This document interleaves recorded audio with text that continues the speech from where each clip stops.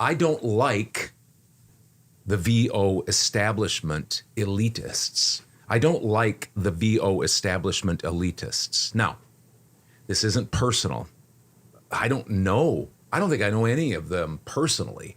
So how could it be personal? I don't know why they're doing what they're doing, why they have certain opinions.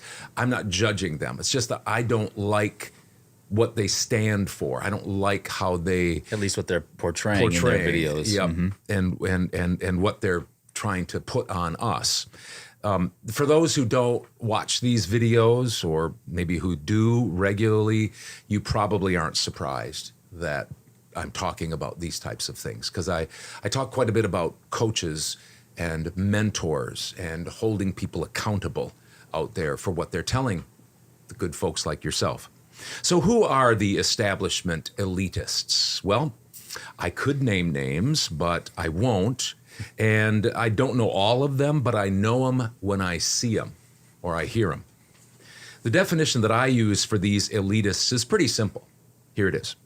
Anyone in VO, but especially VO coaches, who force you or guilt you into running your VO business a certain way because they think they know better.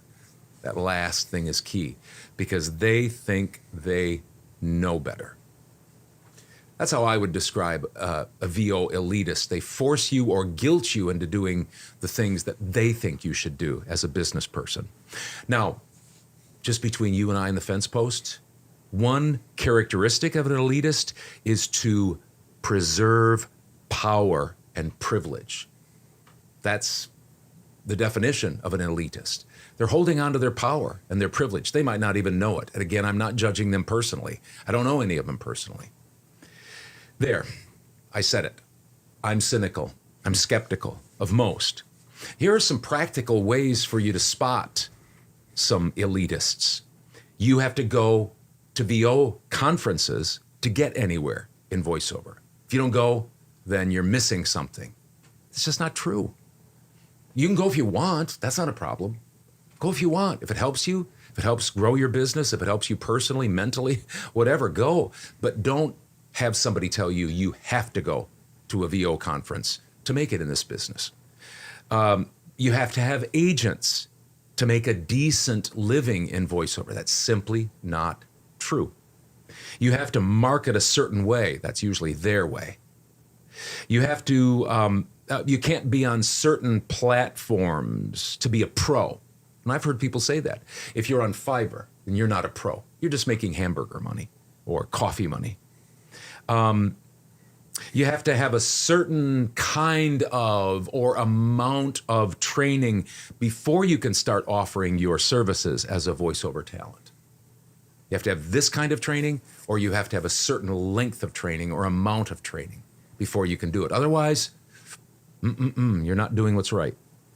You have to have this kind of demo, whatever they say, before you can make money. And the granddaddy of them all, you have to charge a certain amount for your VO jobs. Otherwise, you're not doing what's fair, you're selfish, you're killing the VO industry. Then they have the audacity to cry foul when somebody calls them gatekeepers, the new gatekeepers. They'd say, no, we're not gatekeepers. The old gatekeepers were this. Well, they are a type of gatekeeper, because they're saying, unless you do things our way, unless you come through our gate, you can't enter the promised land of VO. And good luck getting through that gate. Mm-hmm. Yeah. They demand all of these things under the guise of, trust us. Trust us. We're the experts. Trust us. We have your best interest in mind. Trust us. We aren't in this for your money. We just want to sacrificially help you and your VO career. Trust us. And here's what I say sometimes. This is what I say. Trust us. All the while they're, trust us, with their hand out. Mm-hmm. Trust us, give me your money. Trust us, give me your money. But don't cross them, and don't do your VO business some other way than their way, or they'll call you out, they'll blackball you, and make an example of you. So, just a few more tidbits here to get myself further in trouble. Some of you might be wondering why it seems like I'm always picking on VO coaches in these videos. Well, I'm not picking on them. I'm not. I'm really not trying to pick on them. I'm just doing my small part, I feel. And it is a small part if you look at how many people watch these. It's my small part in just holding them accountable. There are so many VO coaches hanging their shingle out with no real proof of their qualification to take your time, your career path, or your hard-earned money.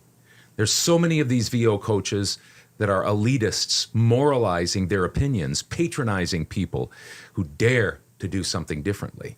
So many of these elitists scold the rest of us regarding how we're selfish and hurting the industry, especially when it comes to rates. 2 minutes later, they lay their palms flat out and ask you to trust them with your time, career, and money. So I just watch. Nothing wrong with getting coaching. Lots of people do it. Lots of people have benefited from it. I just be careful. You should have some filter to look through. You should have some filter. You should have some vetting service, some vetting process, and just be careful. If you're a newbie, just be careful who you listen to. That might be the first obedience. That might be the first practical business thing that you need before you learn your craft, before you get your demos, before you learn to market, before you get your gear. You better find out, who am I going to listen to?